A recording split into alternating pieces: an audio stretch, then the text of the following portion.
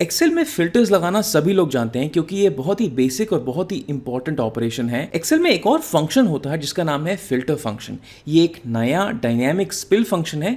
इस फॉर्मूले के थ्रू आप अपने डेटा पे फिल्टर्स लगा सकते हैं और फॉर्मूले के रिजल्ट्स डायनेमिक होंगे। इस वीडियो में मैं आपके साथ कुछ अमेजिंग फिल्टर फंक्शन के ट्रिक शेयर करूंगा जो आपको फिल्टर लगाने में बहुत मदद करेंगे। Alright, no further ado, start करते हैं।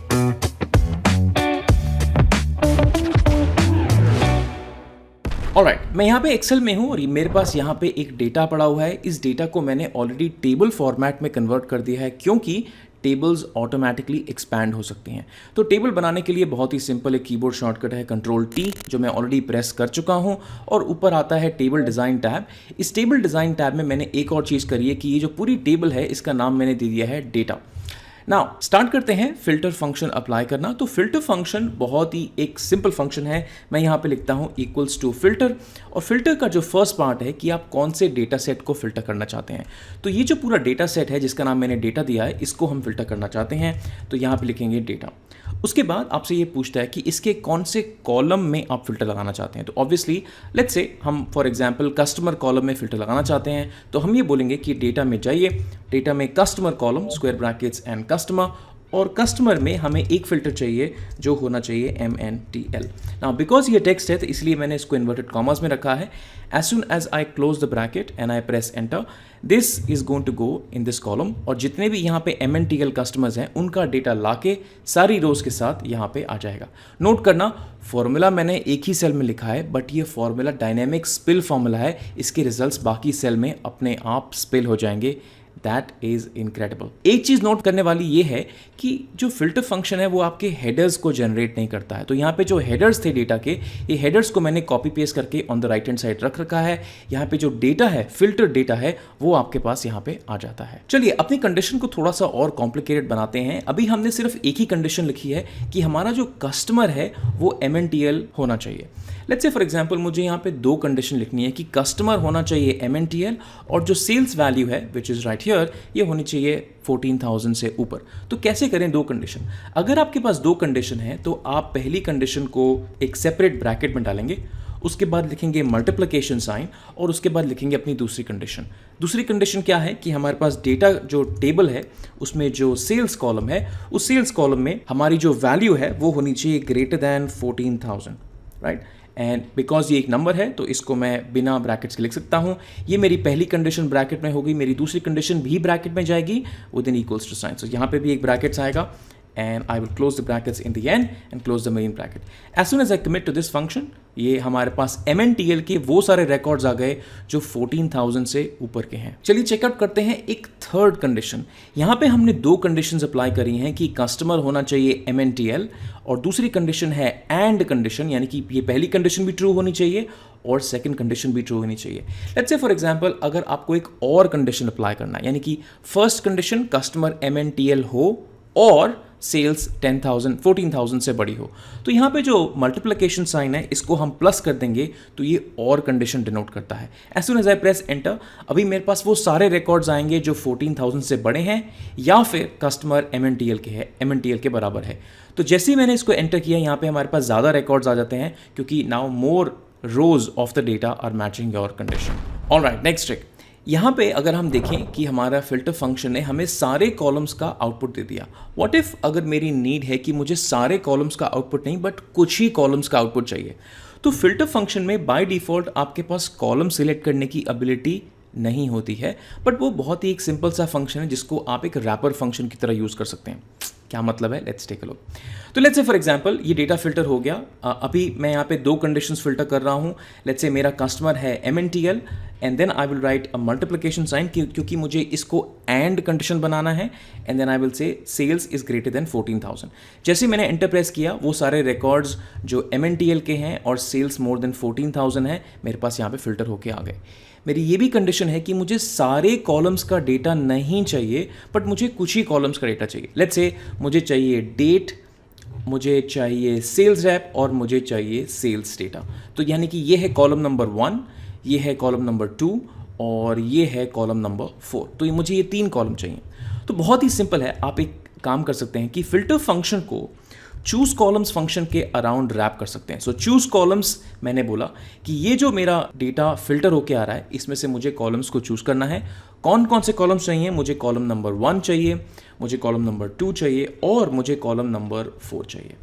Close the bracket, press enter and you are now only going to get the relevant data of the relevant columns। अभी प्रॉब्लम छोटी सी ये हुई है कि हमने जो हेडर्स थे उसको मैन्युअली कॉपी पेस्ट किया था, तो वो हेडर्स इनकंसिस्टेंट हो गए हैं, आपके डेटा के साथ मैच नहीं करते हैं, तो ऑब्वियसली आपको यहाँ पे हेडर्स दोबारा से पेस्ट करने पड़ेंगे। The next trick in the filter function कि अगर आपको एक लिस्ट ऑफ वैल्यूज फिल्टर करना है, अभी तक हम एक ही वैल्यू को फिल्टर करते आए हैं, यानी कि customer equals to MNTL, sales rep equals to some sales rep. लेकिन लेट्स से फॉर एग्जांपल मुझे ये जितने भी यहाँ पे सेल्स रेप लिखे हैं, अभी हमारे पास 2 सेल्स रेप हैं यहाँ पे, वर्षा और स्वाति, और मुझे वर्षा और स्वाति के सारे रिकॉर्ड्स को एक्सट्रैक्ट करना है, तो कैसे करें? तो यहाँ पे फिल्टर फंक्शन हमें थोड़ा अलग तरीके से लिखना पड़ेगा और उसमें हमें काउंटिफ का यूज़ भी करना पड़ेगा। Let's take a look. तो हम यहाँ पे जाएंगे और यहाँ पे लिखेंगे इक्वल्स टू फिल्टर। फिल्टर में अपना एरे डालूंगा which is this particular data. तो मैंने कहा डेटा को फिल्टर करो और जो हमारी फिल्टर कंडीशन है वो काउंटिफ के थ्रू जनरेट होगी। तो मैंने बोला कि प्लीज़ काउंट इफ़, ये जो हमारी 2 रोज़ की रेंज है इसको मैंने लॉक करके यहाँ पे डाला और मैंने बोला कि इस रेंज में पहले ये वाली वैल्यू देखो कि ये वाली वैल्यू इस रेंज में आती है या नहीं आती है, फिर उसके बाद सेकंड वैल्यू, फिर उसके बाद third value, fourth value, so on and so fourth. Simple enough, all that I will say is data, और डेटा में कौन सा column? Sales rep column. Close the bracket and press enter. अभी यहाँ पे जैसे ही काउंट उसका 1 होगा और वो वैल्यू फिल्टर कंडीशन में एक्सेप्ट हो जाएगी और आपके पास फिल्टर डेटा आ जाएगा। तो अभी हमारे पास जो रिकॉर्ड्स यहाँ पे आए हैं वो वर्षा और स्वाति के रिकॉर्ड्स हैं। अगर आप यहाँ पे रिकॉर्ड्स ऐड करें या डिलीट करें तो ये टेबल अपने आप अपडेट हो जाएगी। लेट्स से मुझे जेम्स का रिकॉर्ड चाहिए, तो जैसे ही मैंने यहाँ पे जेम्स करा तो यहाँ पे वर्षा और जेम्स के रिकॉर्ड्स आ गए। This is pretty helpful too. Next trick, approximate searches. Let's say for example, customer column में मुझे वो सारे customers निकालने हैं जिनके नाम में कहीं पे भी SH आ रहा है। तो यानी कि for example Shyam and Sharma company में भी SH आता है, शर्मा एंड कंपनी में भी SH आता है और शाह में भी SH आता है। तो जितने भी SH वाले कस्टमर्स हैं, नॉट नेसेसरीली कि SH स्टार्ट में ही आना चाहिए, बट SH कहीं पे भी पूरे नाम में आ सकता है। ऐसे कस्टमर्स को मुझे फिल्टर करना है। तो मुझे बेसिकली एक स्ट्रिंग को सर्च करना है in the name of the customer. कैसे करें? मैं दोबारा लिखूंगा फिल्टर, किस डेटा को फिल्टर करना है? डेटा को फिल्टर करना है, और मैं बोलूँगा कि ये जो कस्टमर कॉलम है इस पर फिल्टर लगेगा, लेकिन फिल्टर लगेगा एक सर्च फंक्शन के थ्रू। तो मैं बोलूँगा कि पहले मैं सर्च करना चाहता हूँ कि ये जो मेरे पास SH टेक्स्ट है ये कस्टमर कॉलम में है या नहीं है। तो मैं बोलूँगा कि डेटा कॉलम में जो कस्टमर कॉलम है उसमें आप ये वर्ड SH सर्च करिए। लेकिन प्रॉब्लम ये है कि जैसे ही मैंने ये SH कॉलम पहले वाले में सर्च किया तो यहाँ पे तो मुझे मिल जाएगा, बट यहाँ पे नहीं मिलेगा। क्योंकि उसको SH नहीं मिलेगा, इस वजह से ये जो सर्च फंक्शन है ये हमको एरर दे देगा। तो एरर को मिटिगेट करने के लिए हम ये चेक करेंगे कि ये सर्च फंक्शन का आउटपुट एक नंबर है या नहीं है, using a function called is number. तो अगर नंबर है तो ठीक है, अगर नंबर नहीं है तो आंसर आ जाएगा फॉल्स। तो close the bracket and press enter. अभी मेरे पास सारे वो कस्टमर्स आ गए जिनके नाम में SH आता है। ऑब्वियसली आप देख सकते हैं कि यहाँ पे जो डेट है इसका डेटा टाइप ठीक नहीं है, तो मैं पूरी डेट सिलेक्ट करूँगा, Ctrl+Shift+3, और ये मेरे पास एक्चुअल वैलिड डेट्स बन गई। अब जैसे ही आप ये कंडीशन को चेंज करते हैं तो आपके रिजल्ट्स डायनेमिकली अपडेट होंगे। फॉर एग्जाम्पल मुझे वो सारे कस्टमर्स निकालने हैं जहाँ पे लेट्स से M आ रहा है, तो यहाँ पे सारे M वाले कस्टमर्स आ गए। लेट्स से मुझे AC वाले कस्टमर्स निकालने हैं, तो यहाँ पे एक भी रिजल्ट नहीं है। तो इन दैट सिनारियो जब आपका कोई भी फिल्टर कंडीशन मैच नहीं होता है तो जो फिल्टर फंक्शन होता है वो आपको एक एरर दे देता है, और फिल्टर फंक्शन में बाय डिफ़ॉल्ट एरर को हैंडल करने की एक कैपेबिलिटी होती है।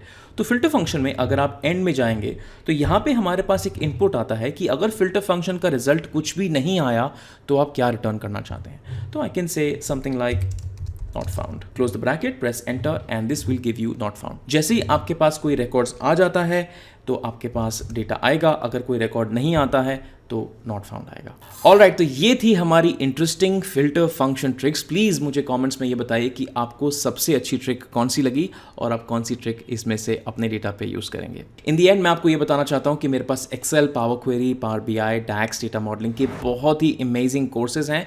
अगर आप एक बिगिनर हैं और अपने फंडामेंटल्स को स्ट्रॉन्ग करके एडवांस स्किल्स एक्वायर करना चाहते हैं, डिफिकल्ट प्रॉब्लम सॉल्व करना चाहते हैं, तो आई विल हाईली रेकमेंड आप प्लीज़ मेरे कोर्सेज को चेक करिए, आपको बहुत बेनिफिट होगा। एंड तक तक वीडियो देखने के लिए थैंक यू सो मच और नए वीडियो में मिलते हैं। Bye now.